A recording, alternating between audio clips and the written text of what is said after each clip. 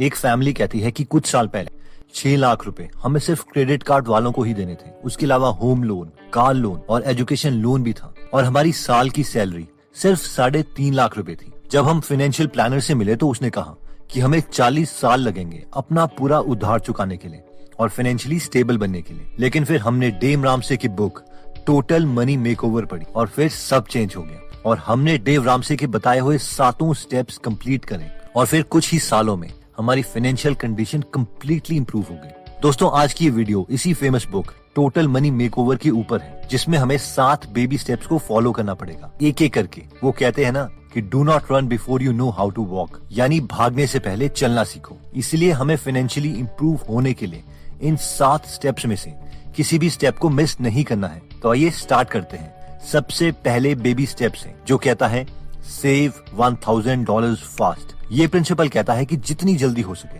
हमें 1 लाख रुपए सेव करने हैं। That's it. ये गोल इतना बड़ा नहीं है, लेकिन ये हमें डिसिप्लिन सिखाता है। ये एक छोटा सा इमरजेंसी फंड है हमारे रेनी डे के लिए, यानी अगर कोई कम्प्लीटली अनएक्सपेक्टेड इमरजेंसी आती है तभी हम इसे खर्च करेंगे, वरना नहीं। और अगर हम उधार में हैं तो सबसे अच्छी बात इस बेबी स्टेप नंबर 1 की ये है कि हम बजट बनाना सीखेंगे, यानी हमें इनकम कितनी मिल रही है, कहाँ पर हमने अननेसेसरी खर्चे किए हैं और कहाँ पर यूजलेस लायबिलिटीज हम खरीद रहे हैं। क्योंकि एक भी इंसान ऐसा नहीं है जो बिना बजट बनाए अमीर बना हो। ओके, तो जब हम इस बेबी स्टेप नंबर 1 को कंप्लीट कर लेते हैं तो हम बेबी स्टेप नंबर 2 में जाएंगे, जो कहता है क्रिएट द डेट स्नोबॉल। ये स्टेप कहता है कि अगर हमें पैसों की गेम में जीतना है तो हमें अपने दुश्मन को समझना पड़ेगा, यानी अपने एनिमी को आइडेंटिफाई करना पड़ेगा। और वो एनिमी है डेट, यानी उधार। अगर हमारे पास कोई कार लोन नहीं है, स्टूडेंट लोन नहीं है, क्रेडिट कार्ड्स के बिल नहीं है, इवन होम लोन नहीं है, तो हम बहुत जल्दी अमीर बन सकते हैं। लेकिन ऑलमोस्ट हर फैमिली का कोई ना कोई लोन चल ही रहा होता है जिससे वो अमीर नहीं बन पाती। अब मेन सवाल आता है कि लोन कैसे चुकाया जाए। क्या सबसे बड़ा लोन पहले दिया जाए जिसमें ज्यादा इंटरेस्ट पड़ रहा है, या सबसे छोटा लोन? तो ऑथर कहते हैं कि सबसे पहले हमें हर लोन की एक लिस्ट बनानी पड़ेगी। उसके बाद हर लोन की मिनिमम किस्त यानी इंस्टॉलमेंट तो हमें देनी ही देनी है, लेकिन जो सबसे छोटा लोन है उसमें जितना ज्यादा हो सके कहीं से भी पैसे बचा के डाल देने चाहिए। अब ऑब्वियसली कई लोग बोलेंगे सर लगता है आपने मैथ्स नहीं पढ़ा, बड़े लोन को पहले चुकाएंगे तो हमें ओवरऑल कम पैसे देने पड़ेंगे। और ये इनफैक्ट ट्रू भी है और इसे आप एक्सेल शीट में प्रूव भी कर सकते हो। लेकिन ऑथर बोलते हैं कि ये मैथ्स की गेम नहीं है। अगर ये मैथ्स की गेम होती तो हमने कभी भी लोन ही नहीं लिया होता और यूजलेस खर्चे ही नहीं किए होते। अगर हमें पैसों की गेम में जीतना है तो हमें इमोशनली जीतना पड़ेगा। अब जब हम अपनी पूरी एनर्जी छोटे लोन्स में लगाएंगे तो वो बहुत जल्दी खत्म हो जाएगा और हमारे ब्रेन को लगेगा yes I can do it. अब जैसे ही वो छोटा लोन खत्म होगा तो हम जो उसकी इंस्टॉलमेंट दे रहे थे वो पैसे दूसरे छोटे लोन में भी लगाने लग जाएंगे और वो भी कंपैरेटिवली जल्दी खत्म हो जाएगा। और वैसे ही वो 2 लोन खत्म होने के बाद जो तीसरा छोटा लोन था हम सारे पैसे उसमें लगा देंगे और ऐसे ऐसे हमारे छोटे छोटे लोन खत्म होने लग जाएंगे और ये एक स्नोबॉल इफेक्ट बन जाएगा और फाइनली हम अपने सारे लोन चुका देंगे। लेकिन अगर हम पहले बड़े लोन से शुरुआत करते हैं तो ब्रेन को पहली विक्ट्री ही इतने सालों के बाद मिलेगी कि वो हार मान लेगा और ये सब स्ट्रगल और बोरिंग हो जाएगा। इस कॉन्सेप्ट से मुझे अपना बचपना भी याद आता है। कई बार मैं अपनी मदर की बर्तन धोने में हेल्प किया करता था और मैं कहता था कि चलो आज मैं बर्तन धो देता हूँ। अब मैं इतने सारे बर्तन देख के डर जाता था। फिर मैं एक स्ट्रैटेजी अपनाता था और वो ये थे कि थोड़े बर्तन को साबुन लगाओ और फिर उसे पानी से पूरे तरीके से धो दो। इससे मुझे कॉन्फिडेंस आता था कि चलो कुछ बर्तन तो कम हुए। अब लॉजिकली टाइम तो कम तब लगता जब मैं एक साथ सारे बर्तन को साबुन लगा देता और फिर बाद में एक साथ सारे बर्तन को पानी से धोता। लेकिन इससे मुझे कभी मोटिवेशन नहीं मिलती। सो आई थिंक यू अंडरस्टूड कि हमें लॉजिक से ज्यादा पॉजिटिव इमोशनल फीडबैक चाहिए इस गेम में। जब हम अपना सारा उधार चुका दें एक्सेप्ट होम लोन तो हमें 3rd स्टेप पर आना है और जो है फिनिश द इमरजेंसी फंड। अगर हमने पहले 2 स्टेप्स पूरे कर लिए हैं तो अभी हमारे पास कोई लोन नहीं होगा होम लोन के अलावा और कम से कम बैंक में 1 लाख रुपए होंगे। ऑथर कहते हैं कि अब हमारा नेक्स्ट स्टेप होगा कि हम एक full fledge emergency fund create करेंगे। अब हम में से कई लोग सोचेंगे यार ये फर्स्ट स्टेप में भी तो हमने इमरजेंसी फंड की ही बात की थी जिसे हम जल्दी से जल्दी निकाल सकें। लेकिन ये स्टेप कहता है कि हमारे पास लिक्विड कैश में कम से कम इतने पैसे होने चाहिए कि हम नेक्स्ट 6 महीने का खर्चा निकाल सकें। यानी अगर आपके महीने का खर्चा 50,000 रुपए है तो आपके पास 50,000 इंटू 6 3 लाख रुपए होने चाहिए। अगर महीने का खर्चा आपकी फैमिली का 1 लाख रुपए है तो आपके पास हर वक्त लिक्विड कैश में कम से कम 6 लाख रुपए होने चाहिए एंड सो ऑन। अब कई लोग बोलते हैं हाँ यार मैं इसे बॉन्ड में भी तो डाल सकता हूँ या कहीं और इन्वेस्ट कर सकता हूँ ताकि ये कुछ रिटर्न तो दें। लेकिन ऑथर इसके लिए मना करते हैं। ऑथर कहते हैं कि ये एक इमरजेंसी फंड है जो कि हमें हमारे बुरे दिनों से बचा सकता है। ये वो पैसा है जो हमें इंश्योरेंस देगा, ना कि हमें अमीर बनाएगा। पैसे से पैसे कब बनाने हैं इसे हम बाद के स्टेप्स में देखेंगे। इसलिए ये पैसे उसी जगह होने चाहिए जो हम इंस्टेंटली निकाल सकें बिना कोई रिस्क के। बेशक उन पैसों से हमें इंटरेस्ट बहुत कम मिल रहा हो। नेक्स्ट बेबी स्टेप आता है मैक्सिमाइज रिटायरमेंट इन्वेस्टिंग। जो लोग लॉन्ग टर्म विजनिस्ट हैं, पक्का वो ये सोच रहे होंगे, यार हम लोगों को तो पेंशन भी नहीं मिलनी, हम अपनी रिटायरमेंट को कैसे सिक्योर करेंगे। तो ऑब्वियसली इस स्टेप में हम अपने फ्यूचर को सिक्योर करने का प्लान देखेंगे। लेकिन इससे पहले हम ये समझते हैं कि रिटायरमेंट का मतलब क्या है। क्या इसका मतलब ये है कि हमें काम ही नहीं करना? तो ऐसा नहीं है। आइए इसे एग्जाम्पल से समझते हैं। हेरोल्ड फिशर जब 100 साल के थे तब भी वो हर हफ्ते 5 दिन काम किया करते थे। ऐसा नहीं है कि उनके पास पैसे नहीं थे इसलिए वो काम करते थे, बल्कि वो इसलिए करते थे क्योंकि उनको अपने काम में बहुत मजा आता था। हेरोल्ड कहते थे, people who retire early die early, यानी जो लोग जल्दी रिटायरमेंट ले लेते हैं वो मरते भी जल्दी हैं। और वो बोलते थे कि अगर मैं रिटायरमेंट ले लूंगा तो फिर मैं करूंगा क्या।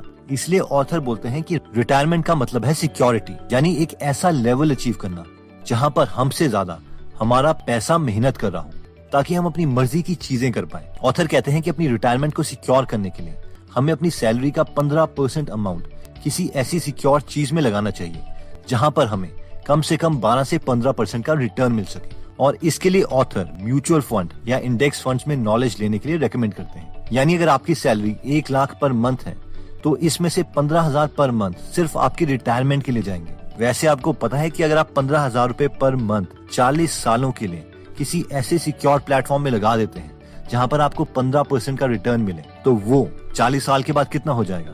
गैस कीजिए, हम वेट कर रहे हैं। ओके, चलिए मैं ही बता देता हूँ कि अगर आपने इतना डिसिप्लिन रखा है तो आपकी रिटायरमेंट तो सिक्योर होगी, क्योंकि आपके पास रिटायरमेंट के टाइम पे 47 करोड़ रुपए के आसपास होंगे। Yes, this number is true.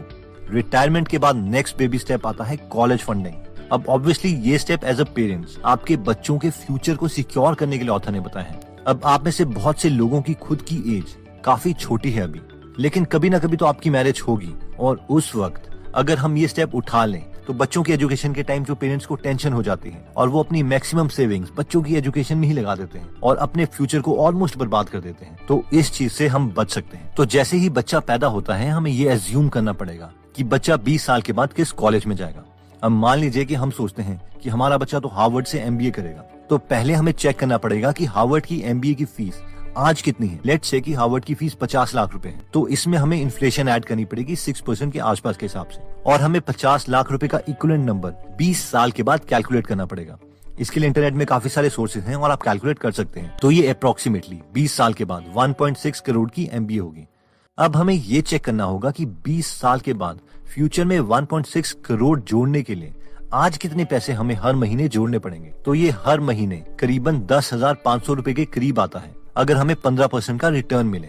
अब ये कई लोगों के लिए बहुत लंबी सोच है, लेकिन रियलिटी में ये चीज आपको बहुत ज्यादा रिलैक्स कर देगी और कई बीमारियों से बचा भी देगी। नेक्स्ट बेबी स्टेप आता है पे of the home mortgage. Yes, अब जाके ऑथर ने बोला है कि अपने घर के लोन को चुकाने के लिए पूरी एनर्जी लगा दो, और हमें ये पहले बताए गए स्टेप्स के बाद करने के लिए इसीलिए बोला है क्योंकि होम लोन मैक्सिमम लोगों का 30 साल तक का होता है। अगर हम होम लोन को बाकी सेविंग्स यूज करके पहले ही पे करने लग जाएंगे तो बाकी बेबी स्टेप्स कभी पूरे नहीं कर पाएंगे। इसलिए जब तक पहले बताए गए स्टेप्स पूरे नहीं होते हमें होम लोन की मिनिमम इंस्टॉलमेंट ही देनी है। लेकिन जब हम इस स्टेप में पहुंच जाए तो चाहे दिवाली का बोनस हो, सैलरी इंक्रीमेंट हो या किसी भी तरीके से जब हमें पैसे मिले, हमें बस यही करना है कि उसे होम लोन को चुकाने के लिए यूज कर देना है। That's it. इससे हम बहुत जल्दी इस सबसे बड़े दुश्मन को हरा पाएंगे। इसके बाद नेक्स्ट स्टेप आता है बिल्ड वेल्थ लाइक क्रेजी।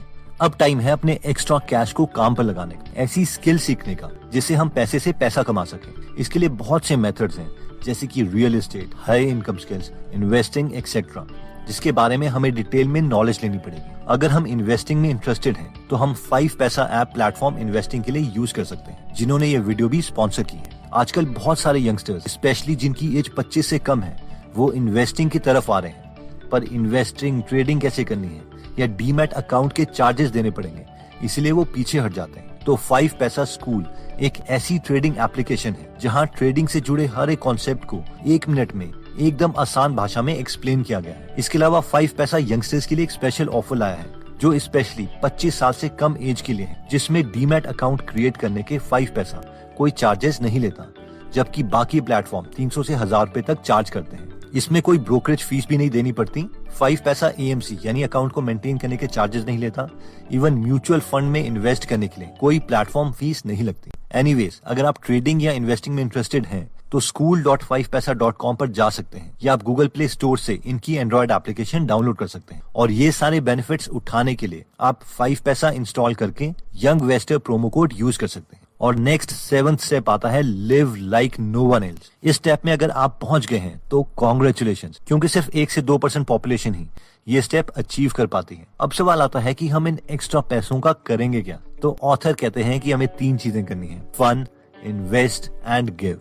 आइए हम इन्हें बहुत सिंपल भाषा में समझते हैं। सबसे पहले है फन। अब हम किसी बच्चे से काम करवाने के लिए उसे बोलते हैं कि अगर तू क्लास में फर्स्ट आएगा तो तुझे मैं तेरे मनपसंद का गिफ्ट दूंगा, और अगर वो फर्स्ट आ जाता है तो उसे गिफ्ट मिलना भी चाहिए। इसी तरीके से पैसे हमने इसलिए कमाए हैं ताकि हम अपने और अपने परिवार को कंफर्टेबल लाइफ दे सकें, और इसलिए अब हम अपनी पसंद की कार ले सकते हैं, घड़ी ले सकते हैं या इवन एक विला भी ले सकते हैं। बस इस स्टेप को पहले 6 स्टेप्स कंप्लीट करने के बाद ही प्रेफर कीजिए। साथ में हमें पैसे इन्वेस्ट भी करने पड़ेंगे, क्योंकि इन्वेस्टिंग से ही हम उतना पैसा वापस ले पाएंगे जिससे हम अपने शौक पूरे कर रहे हैं। और फाइनली गिव, यानी अगर हमने पैसे कमाए हैं तो हमारा फर्ज बनता है कि हम औरों की भी हेल्प करें जिन्हें पैसों की जरूरत है।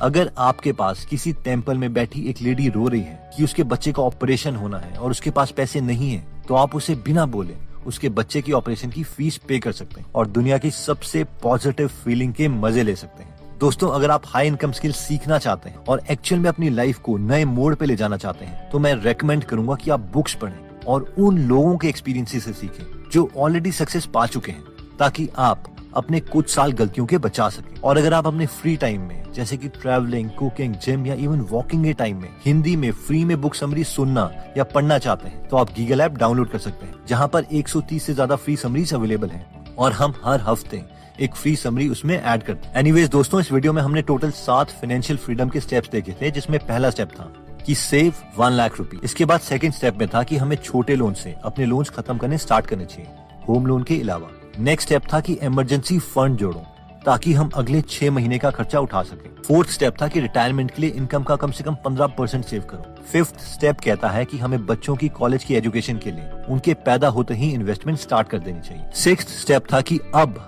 हमें होम लोन एग्रेसिवली पे करना चाहिए। और फाइनली 7th स्टेप कहता है कि फन करो, इन्वेस्ट करो और डोनेट करते रहो। अगर आप हमारी वीडियोस मिस नहीं करना चाहते तो हमारा पेज लाइक करने के बाद 3 डॉट्स के बटन को प्रेस करके फॉलो के बटन को सिलेक्ट कीजिए और फाइनली सी फर्स्ट के ऑप्शन को सिलेक्ट कर लीजिए। इससे आपको हमारी हर पोस्ट मिलती रहेगी। जय हिंद।